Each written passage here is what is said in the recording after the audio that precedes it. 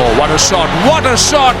বাংলাদেশ ক্রিকেটে একটা অলিখিত সত্যি জানার প্রচলিত, যেদিন ওপেনাররা রান পান সেদিনই টাইগারদের জয় আসার সম্ভাবনা বেড়ে যায়। কিন্তু এই দাবির পেছনে পরিসংখ্যান কি বলে? 2016 এবং 2022 সালের টি-20 এশিয়া কাপে ওপেনারদের পারফরমেন্স আর দলের সাফল্যের যোগসূত্র বেশ পরিষ্কার। আর এবার 2025 এশিয়া কাপের দ্বারপ্রান্তে দাঁড়িয়ে প্রশ্ন উঠছে, তানজিদ তামিম ও পারভেজ ইমন কি পারবেন বাংলাদেশকে শক্ত ভিত উপহার দিতে? এশিয়া কাপের এবারের আসর বসছে টি-20 ফরম্যাটে। বাংলাদেশ আগেও দুটি এশিয়া কাপ খেলেছে এই সংস্করণে, 2016 এবং 2022 সালে। প্রতিবারই ওপেনারদের পারফরমেন্স দলের ভাগ্য নির্ধারণে বড় ভূমিকা রেখেছে। 2016 সালের কথা ধরা যাক। টুর্নামেন্ট হয়েছিল ঢাকায়। ওপেনার ছিলেন সৌম্য সরকার ও তামিম ইকবাল। যদিও প্রথম 3 ম্যাচে তামিমের বদলে মোহাম্মদ মিঠুনকে দিয়ে সৌম্যের সঙ্গে জুটি করানো হয়েছিল। ভারতের বিপক্ষে প্রথম ম্যাচে দুজনেই ব্যর্থ হন, তবে দ্বিতীয় ম্যাচে কিছুটা ঝলক দেখান মিঠুন, 41 বলে 47 রান।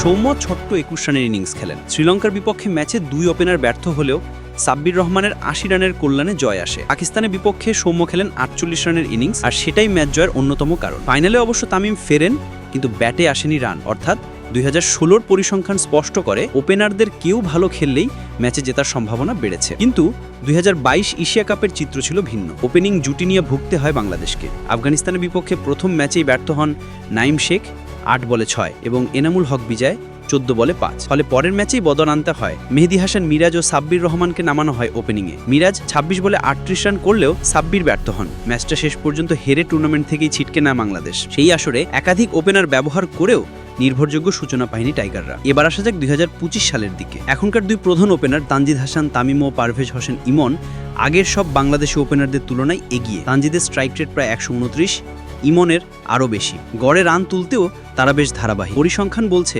এই দুজনের ওপেনিং জুটি যদি নিজেদের সামর্থ্যের প্রতিফলন ঘটাতে পারেন, তবে বাংলাদেশ আগের আসরের ব্যর্থতাকে পেছনে ফেলতে পারবে। অতীত বলে দিচ্ছে ওপেনারদের ব্যাট থেকে রান এলেই বাংলাদেশ দলের পারফরমেন্স উজ্জ্বল হয়। তাই আসন্ন এশিয়া কাপে বাংলাদেশের ভাগ্য অনেকটাই নির্ভর করছে তানজিদ ইমন জুটির ব্যাটিংয়ের ওপর। তারা যদি শুরুটা শক্ত ভিত দিতে পারেন, তবে টাইগারদের সামনে উড়ার সুযোগ অবশ্যই তৈরি হবে।